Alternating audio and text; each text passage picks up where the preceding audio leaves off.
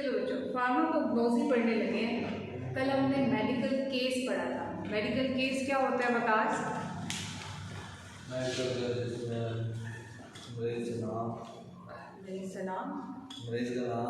अच्छा और बेटा, मेडिकल केस ये होता है, कोई पेशेंट आया है, हमने पेशेंट से उसकी हिस्ट्री पूछी है, उसके जो टेस्ट होने थे वो टेस्ट करवाए हैं, उसके बेस पे हमने उसका डायग्नोसिस बनाया है, तो डायग्नोसिस के हिसाब से उसको ट्रीटमेंट दिया। तो ये पूरा एक मेडिकल केस है हमारे पास। इसको आप सिनेरियो भी कहते हैं और मेडिकल केस भी कहते हैं। मोहसिन समझ आई? सुना तो है नहीं आपने? क्या होता है medical case?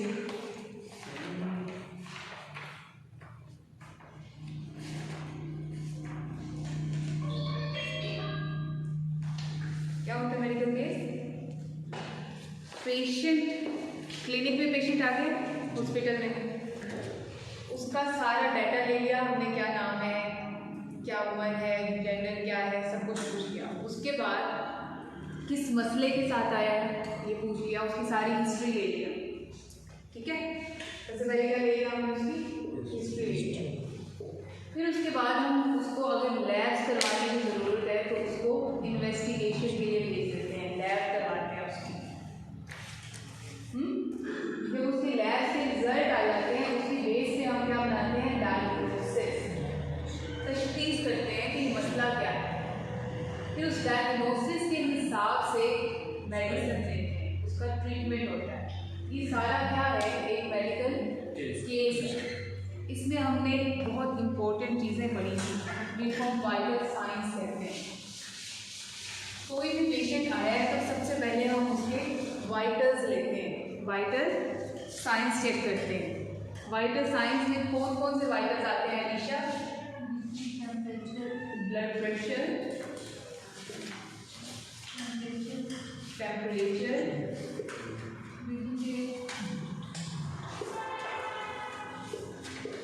Pulse rate,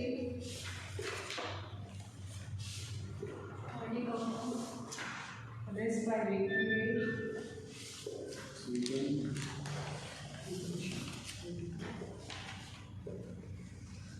pulse oximetry,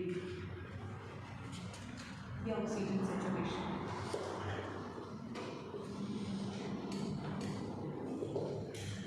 छठा जो वाइटल होता है वो पेन होता है। वो कुछ केसेस में लिखते हैं, कुछ में नहीं लिखते। जो भी पेशेंट आता है सबसे पहले उसके वाइटल्स चेक होते हैं। आप जो मेडिकल स्टोर पे काम कर रहे होगे तो आपके पास मेडिसिन आई, मेडिसिन की प्रेस्क्रिप्शन आती है, तो उसकी साइड में वाइटल्स लिखे होते हैं, ये बीपी है, ये रेस्पिरेटरी रेट है, ये सारी चीज़ें वहाँ पे नोट हुई होती हैं। आपको अब उसी हिसाब से आपको पता होंगे कि वाइटल्स होते क्या है, तो पता चलेगा नहीं बीपी और ये आ रहा है, क्या लिखा हुआ है।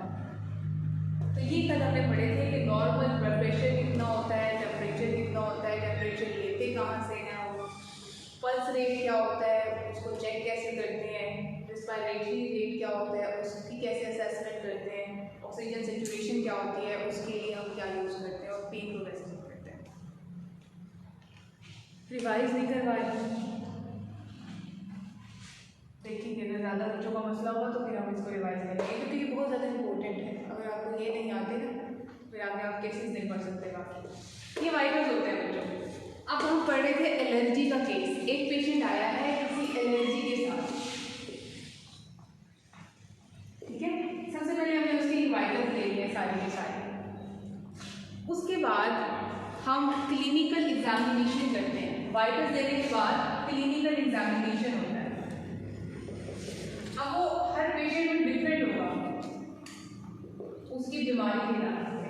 अगर तो वो रिस्पायरेशन के डिसऑर्डर के साथ आया है तो हम उसके रिस्पायरेटरी ट्रैक को एग्जामिन करेंगे, देखेंगे, A to Z सारी चीज़ें चेक करेंगे कि वो नॉर्मल है कि नहीं। अगर वो कार्डिक इशू के साथ आया है तो हम उसमें हार्ट से रिलेटेड सारी चीज़ों को मॉनिटर करेंगे कि वो नॉर्मल है या नहीं है। इसी तरह जिस सिस्टम के साथ वो डिजीज़ लेके आया है उसी सिस्टम को हम उसका एग्जामिनेशन करते हैं। मेजर एग्जामिनेशन हम उस सिस्टम का करते हैं, बाकी को हम थोरली ऐसे ही देख लेते हैं कि बाकी सिस्टम सही चल रहे हैं कि नहीं चल रहे। ये क्लिनिकल एग्जामिनेशन होता है। और इसकी बहुत ज़्यादा डिटेल है मेडिकल में, लेकिन आप लोगों को इसकी ज़रूरत नहीं है। सच आप लोगों को चीज़ों का पता होना चाहिए, मेडिकल केस क्या है, वाइटल्स क्या है, क्लिनिकल एग्जामिनेशन क्या होता है। फिर आगे इसके आगे आता है इन्वेस्टिगेशन। वैसे जो इन्वेस्टिगेशन हम कराते हैं वो हम लैब टेस्ट की बेस पे करा रहे होते हैं। अब हमने सिर्फ एलर्जी की इन्वेस्टिगेशन पढ़ी है कि वो कैसे कराते हैं। एलर्जी की इन्वेस्टिगेशन कराने के लिए 3 तरीके हैं।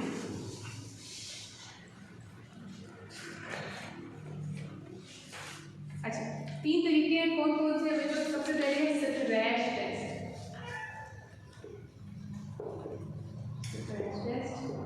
दूसरा है पैच टेस्ट,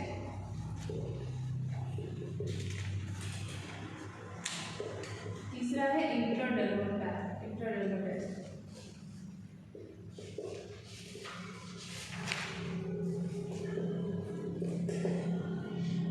ठीक है, कितने टेस्ट हैं? 3 है। आवाज आनी चाहिए सबकी। कितने टेस्ट हैं? 3। और कौन से हैं? स्क्रैच, पैच टेस्ट और इंट्राडर्मल टेस्ट। स्क्रैच टेस्ट में हम क्या करते हैं बच्चों?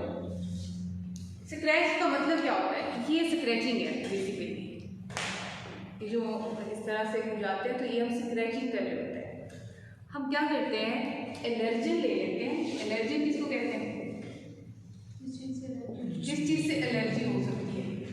पेशेंट आ गया है, हमने टेस्ट करना है, आके कंप्लेन दे रहा है कि ये जो गंदम का मौसम आता है इसमें मुझे सांस का मसला शुरू हो रहा है। अब हमें चेक करना है कि उसको किस चीज़ से एलर्जी हो सकती है। सही है। स्क्रैच टेस्ट में ये याद रखना है कि हम एक ही टाइम में तकरीबन 50 एलर्जेंस को चेक कर सकते हैं एक ही टेस्ट के अंदर। इसमें करते क्या है, पेशेंट की फोर आर्म पे या आर्म पे या फिर लेग पे। फोर आर्म किसको कहते हैं? फोर आर्म किसको कहते हैं? एल्बो से रिस्ट तक जो एरिया है इसको क्या कहते हैं? Four arm. आर्म कौन सा एरिया होता है? शोल्डर से एल्बो तक का। टेस्ट हम किस पे करते हैं? ये आर्म पे, फोर आर्म पे या फिर लेग। करते क्या है जो, ये फर्ज करो मेरे बाजू में टेस्ट करना है अगर, तो इधर स्क्रैच करके ना इसके अंदर कोई जो एलर्जन है वो डाल दें। स्क्रैचिंग कर दी है, उस पर एलर्जन डाल दिया या एलर्जन रख दिया, उसके बाद इसको प्रिक कर दिया किसी सुई से, ताकि एलर्जन जो है वो अंदर ब्लड में चला जाए। ठीक है। फिर ये दूसरा एलर्जन ले लेंगे, इधर से प्रिक किया या पहले एलर्जन रख लिया और फिर नीडल से प्रिक कर दिया, तो क्या होगा? वो एलर्जन ब्लड के अंदर एंटर हो जाए। अब ये डिफरेंट ड्रग इस तरह से डाल देते हैं, डिफरेंट एलर्जन डाल देते हैं। फर्स्ट ये पोलन डाल दिया, ये वीट का कोई वो डाल दिया, इस तरह की चीज़ें डाल दी। सही है। इस तरह हम 50 डाल सकते हैं एक ही टाइम। कुछ 20 मिनट गुजरने के बाद जब हम देखते हैं उस बंदे को जिस चीज़ से एलर्जी होगी ना, वो वाला पॉइंट रेड होना शुरू हो जाएगा, रेड होगा और गर्म होना शुरू हो जाएगी वो जगह। वो ये जाहिर करेगी कि इस बंदे को इस वाली चीज़ से एलर्जी है। समझ आइए क्या किया हमने? समझ आइए क्या करते हैं? इसमें एलर्जी ले लेते हैं हम डिफरेंट तरह के, पेशेंट की बाजू के ऊपर उस एलर्जन को रख के उस जगह को स्क्रैच कर देते हैं या प्रिक कर देते हैं उस जगह को, ताकि वो एलर्जन ब्लड के अंदर चला जाए। जब वो अंदर जाएगा तो वो रिएक्शन देगा अगर उस बंदे को उससे एलर्जी होगी। 20 मिनट के लिए इंतज़ार करते हैं, उसके बाद उसकी स्किन को टेस्ट करते हैं कि किस एरिया पर रेडनेस हुई, तो वहीं पे उसको लेबल कर देंगे कि इसको इस चीज़ से एलर्जी है। मैम नॉर्मल पेशेंट को आइडिया नहीं होता कि मुझे किस चीज़ से नहीं होगा। अब वीट का मौसम है या मुझे नहीं पता कि गंदम किस मौसम में होती है, लेकिन चले पोलन से ले लेते हैं। किसी बंदे को पोलन से एलर्जी है, लेकिन उसको एलर्जी साथ में सर्दी से भी होती है। अब वो टेस्ट कराने नहीं चाहेगा कि मुझे अब सर्दी से एलर्जी है या पोलन से एलर्जी है। या आप ऐसे कह लें कि अब हमने पढ़ा था कि एक बंदे को जिस चीज़ से एलर्जी होगी उसको किसी एक चीज़ से एलर्जी नहीं होगी, क्योंकि उसके अंदर एंटीबॉडीज है, उसको बहुत सारी चीज़ों से एलर्जी हो सकती है।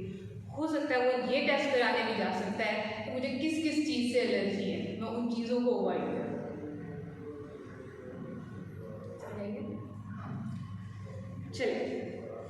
आगे होता है बेटा patch test. Patch test basically हम डिफरेंट जो कॉस्मेटिक्स होती है ना उनको टेस्ट करवाने के लिए करते हैं। उसमें क्या होता है, एक पैच ले लें या एक पट्टी कह लें, उसको ले लेते हैं और पेशेंट की स्किन के ऊपर उस पैच को लगा देते हैं और 20 मिनट के लिए उस पैच को लगे रहते हैं। वैसे इसको 20 मिनट कहते हैं और कुछ इसमें लिखते हैं कि कुछ दिन के लिए ऐसे ही छोड़ देते हैं पेशेंट को, कुछ दिन वो पैच उसके ऊपर उस जिस चीज़ को हम टेस्ट कर रहे हैं, फर्स्ट करो क्रीम को हम टेस्ट कर रहे हैं, एक ये स्ट्रिप ले लेंगे कोई, ठीक है, उसके ऊपर क्रीम डाल दिया हमने, उस क्रीम को हम स्किन के ऊपर लगाते हैं। बेसिकली तुमने स्किन के ऊपर रिएक्शन देखना है ना, किस तरह का रिएक्शन आता है, तो वो वाला जो पैच होता है उसकी स्किन के ऊपर लगा देंगे, किसी भी एरिया पर लगा देंगे। कुछ ऐसे बाद या कुछ टाइम के बाद देखेंगे कि उस जगह पर रिएक्शन आया है कि नहीं। फर्स्ट करो फेयर एंड लवली एक बड़ी मशहूर क्रीम है, आपने वो फर्स्ट टाइम यूज करनी है, आप टेस्ट करना चाहते हो कि मुझे सूट करती है कि नहीं करती, तो आपका डर्मेटोलॉजिस्ट क्या करेगा, एक क्रीम का बैच लेगा, एक मतलब स्ट्रिप है जैसे कोई जैसे पट्टी होती है, उस पट्टी के ऊपर ये डाल देगा क्रीम और इसको आपकी स्किन के ऊपर चिपका देगा। 20 मिनट के लिए वो आपकी स्किन के किसी एरिया पे लगी रहेगी। 20 मिनट बाद उसको उतार के देखेंगे कि वहाँ पर किसी किस्म का रिएक्शन तो नहीं हुआ, आपकी बॉडी उस चीज़ से एलर्जिक तो नहीं है।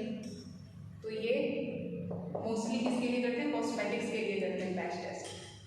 इसके अलावा आप पैच उसमें भी पढ़ोगे, मेडिसिन, बहुत सारी मेडिसिन ऐसी हैं जो पैच के थ्रू लगती हैं, होम फार्माकोलॉजी में पढ़ेंगे इंशाल्लाह।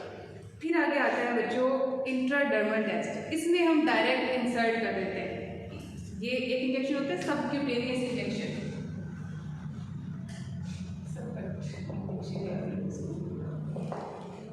कुछ इंजेक्शन जैसे वेन के अंदर लगते हैं, कुछ डायरेक्ट मसल के अंदर लग जाते हैं, कुछ इंजेक्शन होते हैं जो स्किन के अंदर लगते हैं। इस टेस्ट में हम क्या करते हैं, जो एलर्जन होता है उसको इंजेक्शन के थ्रू स्किन के अंदर इंजेक्ट कर देते हैं और 20 मिनट बाद उसका रिएक्शन देख लेते हैं कि आया है या नहीं आया। मुश्किल है, आसान तो है, अब मुश्किल चीज़ पढ़ने लगे। रिवाइज करो, ये जो थर्ड है ये डायरेक्ट स्किन में लगता है, डायरेक्ट स्किन बेसिकली हमने लगाए सारे स्किन में ही है, लेकिन वो उनके एक डिफरेंट तरीके हैं सबके। जो हमने स्क्रैच किया था वो भी हमने लगाया तो स्किन के थ्रू ही था, फ्री करके हमने ब्लड के अंदर एंटर करवा दिया था। दूसरा जो पैच होता है वो हम करते ही स्किन के लिए टेस्ट है कि स्किन पे किस तरह का रिएक्शन आता है। तीसरा जो इंट्राडर्मल है उसको डायरेक्ट हम स्किन के अंदर लगा देते हैं, और स्किन से बाकी आगे जाके उसमें ब्लड में ही जाना है, उसमें ब्लड के अंदर ही हमारी एंटीबॉडीज पड़ी है ना, वही रिएक्शन देगी। कुछ समझ नहीं आया बच्चों तो पूछ सकते हो। ये जो थर्ड टाइप है इसमें भी हम कोई एलर्जन डालते हैं, एलर्जन हम टेस्ट ही एलर्जन को कर रहे हैं, जितने भी टेस्ट है सब में हम एलर्जन को ही डाल रहे हैं।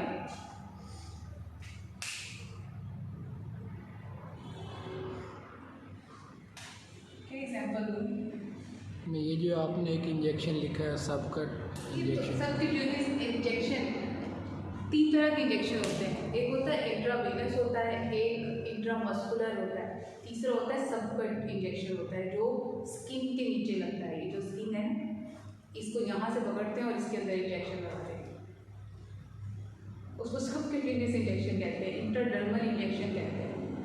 तो हम क्या करते हैं, इंजेक्शन के अंदर क्या करेंगे, एलर्जन लेंगे अपना थोड़ी सी क्वांटिटी में और उसको स्किन के अंदर लगा देंगे।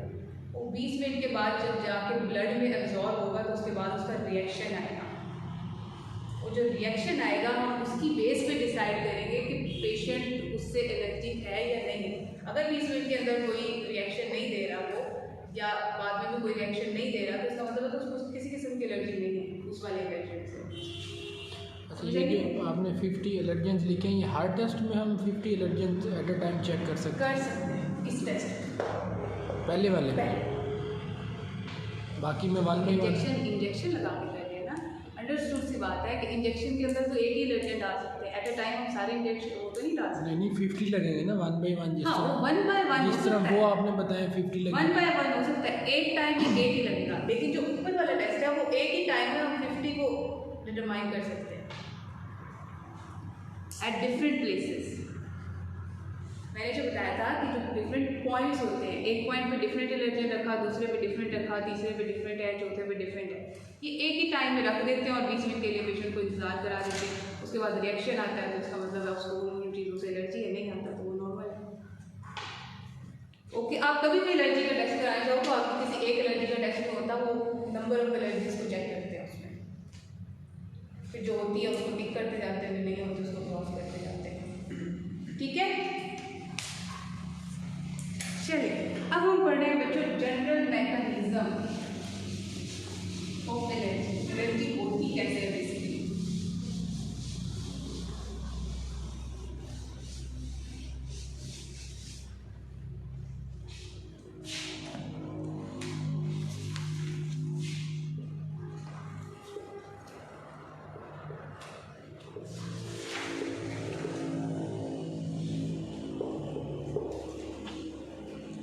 कहा था कि एलर्जी की जो टाइप्स होती है ना वो 4 तरह की होती हैं, हाइपर सेंसिटिविटी रिएक्शन 1, 2, 3, 4। लेकिन उसने ये सिर्फ जनरल मैकेनिज्म बताया कि हर तरह की जो एलर्जी है उसमें जनरल मैकेनिज्म आखिर होता क्या है। एक सेल्स होते हैं मास सेल्स, ये मैं आप लोगों को पहले पढ़ा चुकी हूँ, अब उसको मज़ीद डिफाइंड फॉर्म में बता दिया है। मास सेल्स बच्चों इम्यून सिस्टम के सेल्स हैं, जो हमारा मुदाफ़ा निज़ाम है उसके सेल्स होते हैं, जो फेगोसाइटोसिस कराते हैं, जो किल करते हैं ऑर्गेनिजम्स को। फेगोसाइटोसिस कराएंगे या किल कर देते हैं, मर्डरर होते हैं। ठीक है, मास सेल्स होते हैं हमारे ब्लड के अंदर ही पड़े होते हैं, इम्यून सेल्स होते हैं। हमने क्या कहा था कि जो एंटीजन हमारी बॉडी के अंदर आती है बाहर से, जो भी एलर्जन है हम उसको क्या कह रहे हैं, एलर्जन को क्या कहते हैं, एंटीजन कहते हैं। जो भी एंटीजन हमारी ब्लड के अंदर आ जाती है वो फर्स्ट टाइम कोई रिएक्शन नहीं देता ब्लड, लेकिन ब्लड करता क्या है, एंटीबॉडी बना देता है। एक तो बनाएगा एंटीबॉडी, और वो एंटीबॉडी जाके किससे मिल जाएगी, मास्ट सेल। ठीक है, एंटीबॉडी जो है किसके साथ जाके मिल जाती है, मास्ट सेल। अभी एक कॉम्प्लेक्स पड़ा हुआ है दो चीजों का, दोनों मिलके ये जोड़ी के फॉर्म में ब्लड के अंदर तैरते रहते हैं। सही है, एंटीबॉडी बनती कौन सी है, IgE। ये कॉम्प्लेक्स अब ब्लड के अंदर है, पेशेंट वैसे तो नॉर्मल फिर रहा है, लेकिन कुछ अरसे बाद वो दोबारा ऐसे इन्वायरमेंट में चला जाता है जहाँ उससे पहले ये एलर्जन उसके अंदर गया था। अब जब वो दोबारा ऐसे इन्वायरमेंट में जाता है और दोबारा एलर्जन या एंटीजन उसके अंदर एंटर होती है तो ये एक्टिव हो जाता है। ये सारी के आगे जो रिएक्शन होते हैं ये करता क्या है, बेसिकली हिस्टामीन रिलीज कराता है। हिस्टामीन का काम होता है बॉडी के अंदर इन्फ्लेमेशन कराने का। इन्फ्लेमेशन होती है किसी इन्फेक्शन की वजह से स्वेलिंग होना अंदर बॉडी के पार्ट्स में, उसको इन्फ्लेमेशन कहते हैं। जैसे ही दोबारा एलर्जन आया है, कॉम्प्लेक्स ने क्या किया है, हिस्टामीन रिलीज कराई है। हिस्टामीन क्या कराएगी, फौरन बॉडी के अंदर इन्फ्लेमेटरी रिएक्शन देना शुरू कर देगी। विद इन मिनट्स, 5, 10, 15 मिनट के अंदर अंदर पेशेंट पागल होने वाला हो जाता है। क्या होगा, फीवर हो सकता है, पेशेंट फेंट हो सकता है, कि बेहोश होकर गिर जाए, उसको वोमिटिंग स्टार्ट हो सकती है, कंफ्यूजन हो सकती है कि उसको समझ नहीं आए कि वो क्या रहा है आसपास। कोई भी सिम्टम डिपेंड करता है कि वो एलर्जन किस तरह का है। सही है, इसमें से कोई भी सिम्टम आ सकता है उसके अंदर। रिवाइज करती हूँ, एलर्जन क्या होता है हमारे पास, एंटीजन। जब फर्स्ट टाइम हमारे ब्लड में एंटीजन आती है तो एज सच कोई सिम्टम नहीं आता, लेकिन हमारे ब्लड के अंदर क्या होता है, जो मास्ट सेल्स होते हैं और एंटीबॉडी होती है वो क्या कर लेते हैं, कॉम्प्लेक्स बना लेते हैं। वो जो कॉम्प्लेक्स होता है वो एक केमिकल सिक्रीट करता है, केमिकल निकालता है, जिसको क्या कहते हैं, हिस्टामीन। हिस्टामीन क्या करता है, हमारी बॉडी के अंदर डिफरेंट रिएक्शंस देता है। जैसे इन्फ्लेमेशन वगैरह।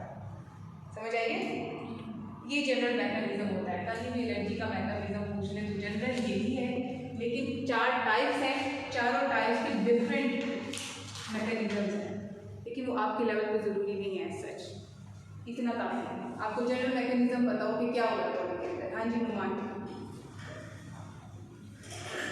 जन आया उसके खिलाफ एंटीबॉडीज बनाए हैं, एंटीबॉडी के बाद वो ब्लड में जाएगा, उसके बाद मार्च सेल में जाएगा। हाँ, एंटीबॉडी बन गई है, एंटीबॉडी और मास सेल का कॉम्प्लेक्स बन जाता है। कॉम्प्लेक्स बन जाता है, उसके बाद एंटीबॉडीज में जाते हैं। कॉम्प्लेक्स बन गया फिर क्या होगा? कॉम्प्लेक्स के बाद हिस्टामिन। नहीं, कॉम्प्लेक्स बन गया, वो पड़ा हुआ है, कुछ नहीं हो रहा है। दूसरी दफा जब एलर्जन आता है, बॉडी के अंदर एंटर होता है, तो वो क्या कराता है? कॉम्प्लेक्स को एक्टिवेट कर देता है। जब ये कॉम्प्लेक्स एक्टिवेट होता है तो हिस्टामिन रिलीज करता है। ये जो हिस्टामिन रिलीज होगा वो इन्फ्लेमेटरी रिएक्शन देगा। समझ आइए? काशिफ क्या पढ़ा है बेटा? नहीं है समझ? हाँ जी फिर बताओ।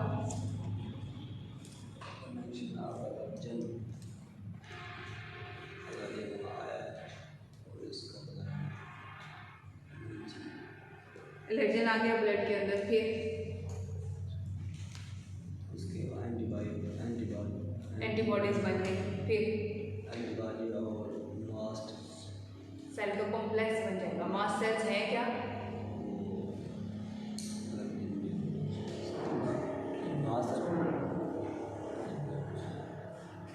हैं क्या? इम्यून सिस्टम के सेल्स हैं। फिर आगे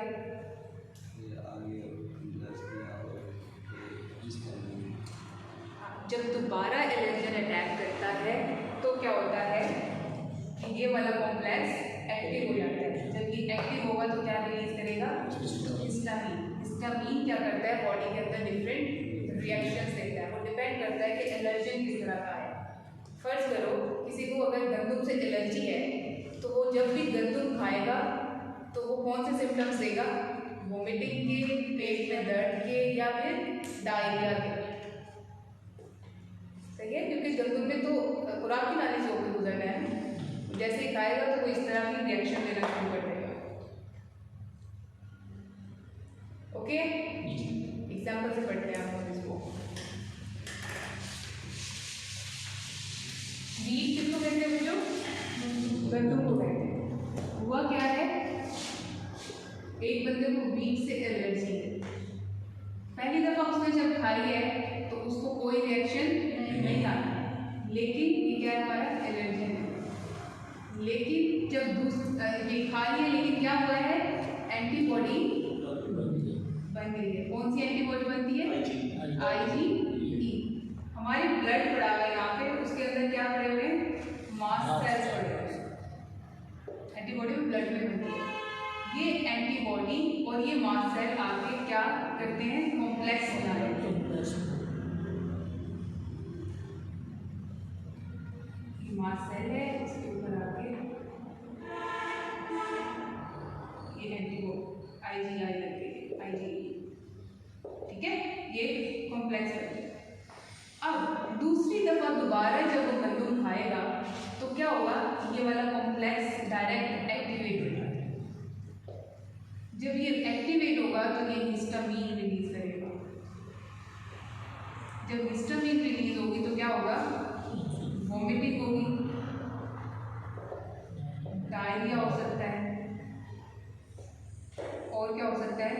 एब्डोमिनल पेन हो सकता है।